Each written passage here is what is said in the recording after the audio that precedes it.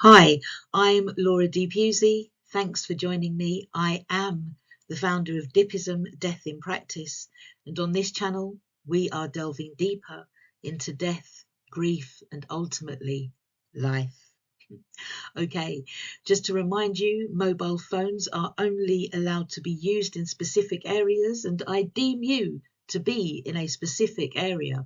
So feel free to charge your phone or your cell and flick it to do not disturb for the duration of this video. Okay, let me just jump in here for a hot minute. I want to say thank you so much to all of you who have subscribed. It means a lot to me. And as I get the CIC up and running, and as I get the new FACFO directory back up and running, as I train up more people through Dippism to be tapestry end-of-life guides and grief practitioners, I'm using this space to get all of the excess information off my chest, because as much as I'd love to, I can't sit down and have a one-to-one session with you all. I need also, most importantly, to thank all of the people who have seen the vision, encouraged, stepped in and stepped up for me. Everything that I have done so far has been self-funded, and I have worked around the clock in isolated spaces to build a solid foundation. It matters to me that our communities have dedicated spaces to talk about our grief, be it generational or recent, and service providers dedicated to helping us to heal our traumas. We all grieve differently, and with an emphasis on our cultural differences, myself and those within my growing teams are creating those safe spaces. One love. In the previous video, I answered the question of children and how to inform them when someone they love dies. If you have any further questions about grief and children that you would like me to answer, then send an email to deathinpractice@gmail.com. In my last video, I also spoke about some really deep thoughts with regards to our awareness of life. And I'm guided to go back now and answer some of those questions from my own perspective with regard to how we actually know we're alive and what it means to be alive. I also intimated in that video that we are not permitted to live our authentic lives in alignment with whatever it is that we actually came to Earth to experience in the first place. So some of this discussion is taken from the book Tapestries of Grief, and some of it is actually taken from my life experiences. Let's talk about life.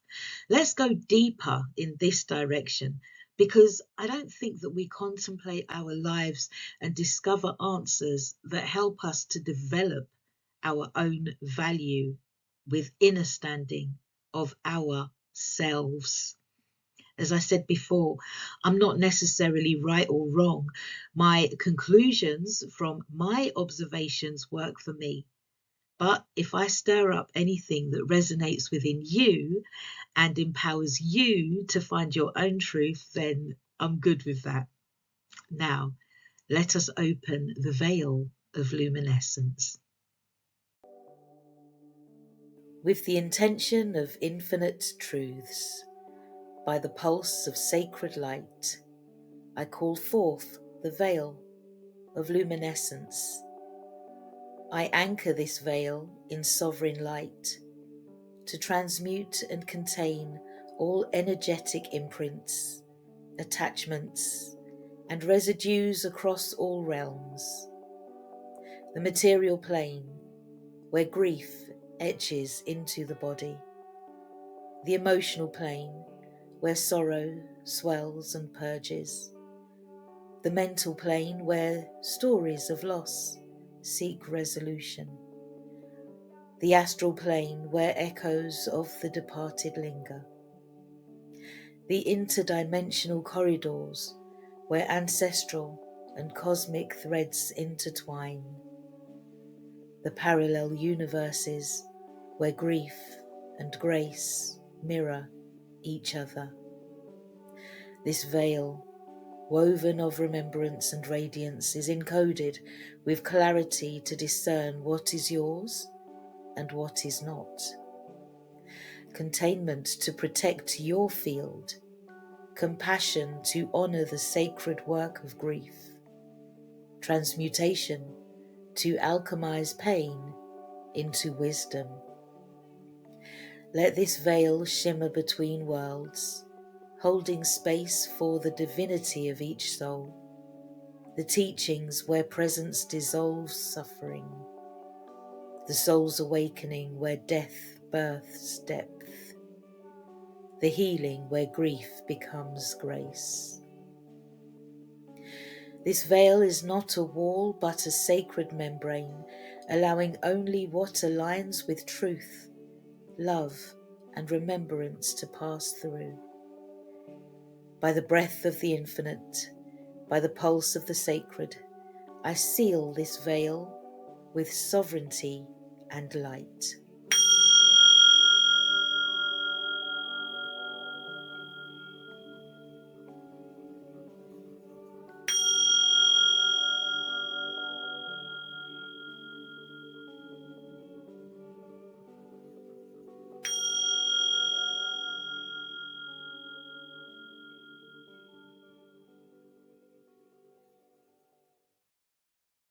Welcome.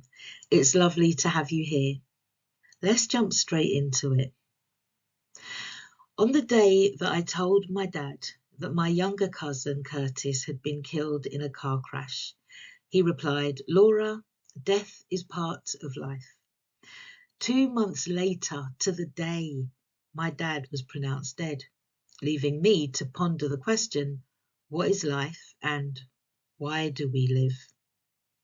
The most beautiful explanation that I have received came from a man called Chris in Zimbabwe.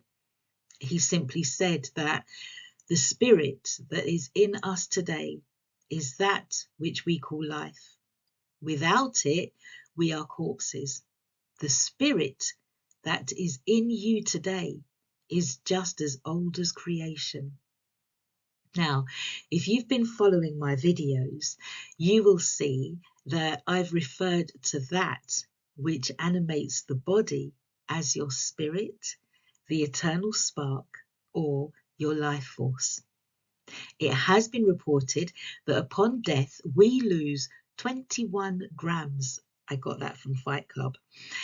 21 grams. It was suggested that this is the weight of life leaving your body upon death. These bodies are really heavy, and the thought of 21 grams worth of energy serving as that volt or that spark that lights all of our fuses and circuits within is actually quite amazing. But life is the energy that powers and motivates us to live each day, whether we live it in sheer bliss or misery. Each day that we awaken to more life. And death is part of life. In fact, death is the biggest part of life, and it determines all we do whilst we live. Each day that we live takes us a step closer to death. In truth, the day that we are conceived, we are only ever destined to die, whether it be inside or outside of the womb. Now, there are many arguments about the validity of life and death within the womb. All I will say on that matter for now is that a life within the womb serves first as an opportunity for those who are aware of it. In truth, any activity that takes place within the body, be it cancer, appendicitis, or pregnancy, provides those who are aware of it an opportunity to sit up, take notice, and decide the next set of actions in preparation for a manifestation of some sort, be it ongoing life or death. What are you going to do? What needs to be adjusted? Are you ready for this change? We judge each matter, situation, issue, or problem based on our socially crafted perceptions of what is right or wrong, acceptable or abhorrent, good or bad. But consider this. The conception of a new person could be rooted in an abhorrent story of pain and shame. But the life that lives from that experience doesn't have to be one of ongoing pain and shame. So why do we live? We live for experiences, and we have many experiences throughout our lives that we are both aware and unaware of. We experience life through our senses. We taste, feel, see, hear, smell. Our thoughts, our beliefs, our actions, they all guide us through each day, and we understand life through the constructs of society and the examples set by those around us. We are each part of a rich tapestry, and the threads are coloured by our being as we weave our way through our lives. Some of those threads are woven in the womb as we are formed from a long line of people who have come before us. Some of those threads vary in colour and density, dictating the weight of the world that we exist in. Some of those threads are woven directly from the mother's state of mind, her experiences whilst pregnant, her environment and her temperament.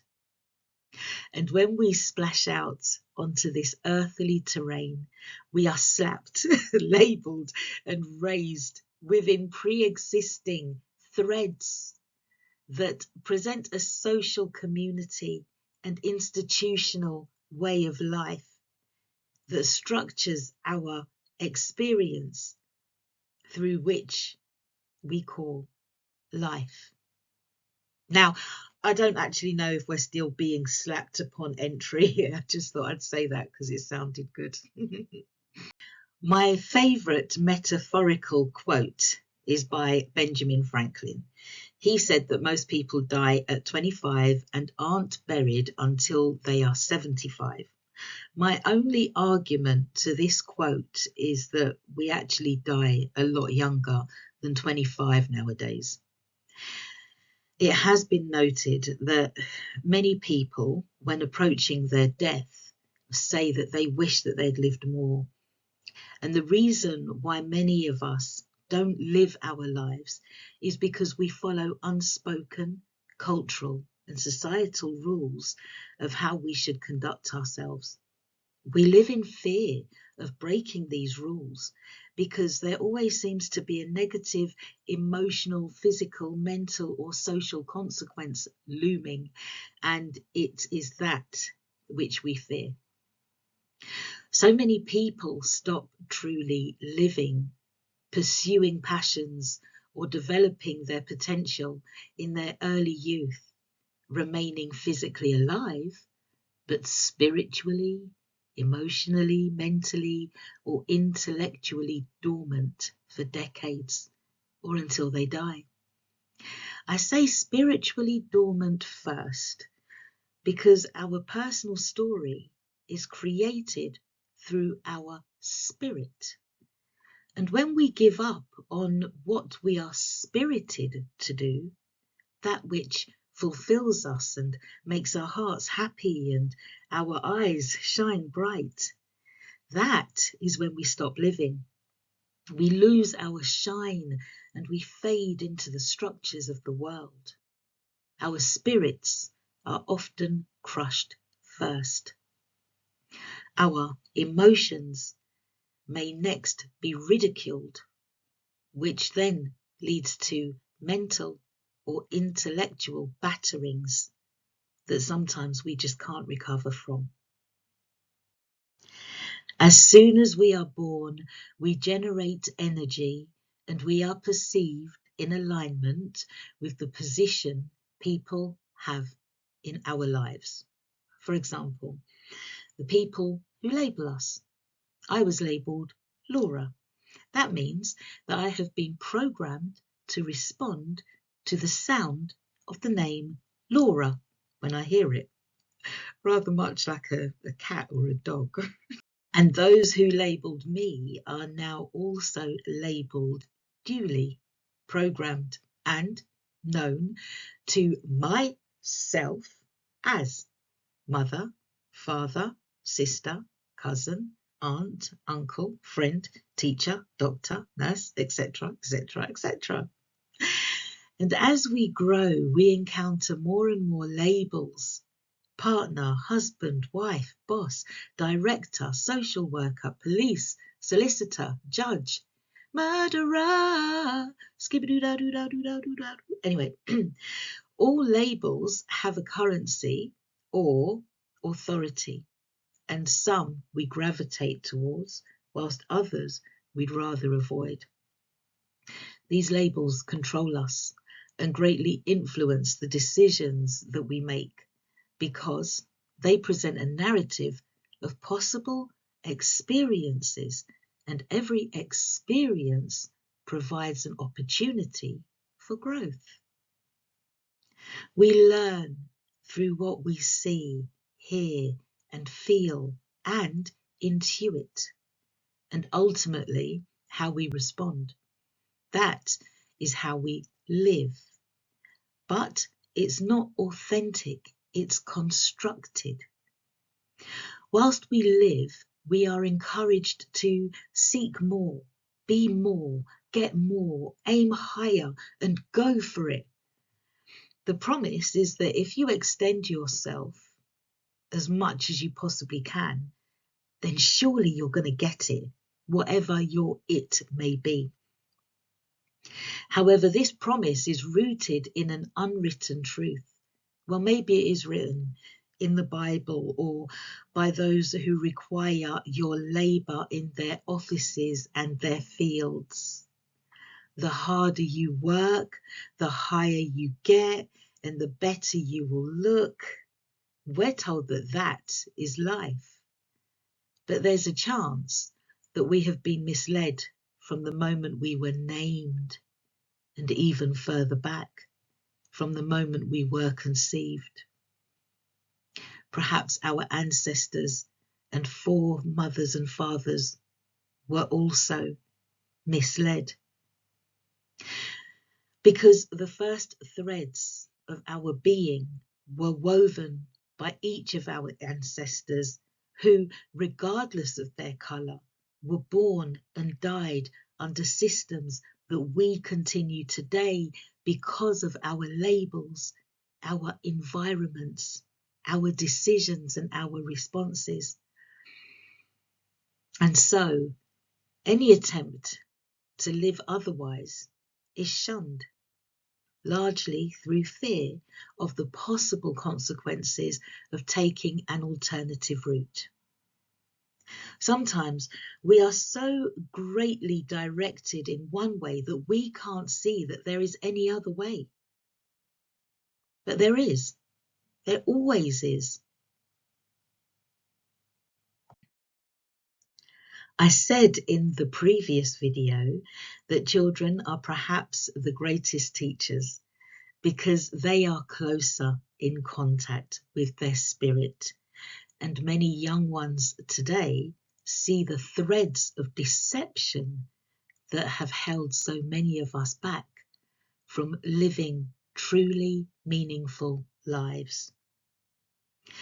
When we live lives full of meaning and follow whatever it is that makes us happy, we age slower and we can experience a more peaceful death, knowing that we have lived according to our own will. But because we are hijacked from so young in our journeys, we are often racked with mental and emotional ailments that can affect our physical bodies, leading to undue wear and tear that leaves our bodies depleted and perhaps hastens a worrisome death situation. Doing what makes our hearts sing is often so hard that we can't sustain ourselves, so we give our life force to that which does, i.e., the office or the field. Even if we manage to work for ourselves, we are still taxed, slaving emotionally, mentally, physically, and financially to maintain systems that we then pass on to our children, who are designed to then pass it down to theirs in their own unique way. One that continues a lot of suffering and ultimately pain for everyone. Now I hear what you're saying. Laura, this sounds like doom and gloom. Life doesn't sound like much fun, and it's not always fun. You have good days, you have bad days, you have up days, you have down days. But your life really is what you make of it. The first album I ever brought was Code Red by Jazzy Jeff and Fresh Prince. And they had a song called Shadow Dreams. And I think it answers the final question. How do you know you're alive? As long as you're aware that you have a shadow, you're alive. Your animated self casts your shadow on walls and validates your existence. And our dreams for the future are perhaps the purpose that keeps that shadow on the wall. I heard it said recently that a lack of purpose can lead to real negative feelings and emotions, and at times this can be the reason why some people feel a desire to end their lives. But one's purpose doesn't have to be a big thing. Sometimes it's a need to be acknowledged, loved, needed, or hugged by someone. Maybe that's all it takes to provide a sense of worth. Life can be hard work. There's a lot to process, and we can be left feeling rather deflated, depleted, and exhausted, and lousy. I know, I've been there. You know, a quick Google search updated me on the fact that today we process approximately 74 gigabytes of information per day, a figure that has increased dramatically with the rise of digital media. This amount is the equivalent of watching about 16 movies every day, and it is projected to increase by around 5% annually. My shoulders dropped. Add to that, if you will, the children, the job, the bills that you may have, the sicknesses, whether it be yours or somebody else's, responsibilities, the expectations or disappointments of other people that they've placed on you, your belief systems, your morals, your values, and your learned behaviours. At times, when life is lifing, it's just too much, and yet we push on. When we have a reason for pushing on, then we have more energy, we find it, and we find time for it. I could talk about this all day, and I could go quite deep, but for now, let's leave it there. Thank you for watching. If you like what you've heard, please hit the like button and subscribe. If this video has touched you in any way and you need to share your thoughts, let me know at deathinpractice@gmail.com. Please state clearly whether or not any of your email can be shared in a video. And if you want a shout out, let me know what your name is, okay? You can book your space on the monthly Zoom. At the moment, I only have 6 spaces available.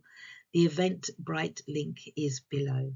And if you would like a one-to-one with myself or one of my grief practitioners, you can contact us at dipism.com.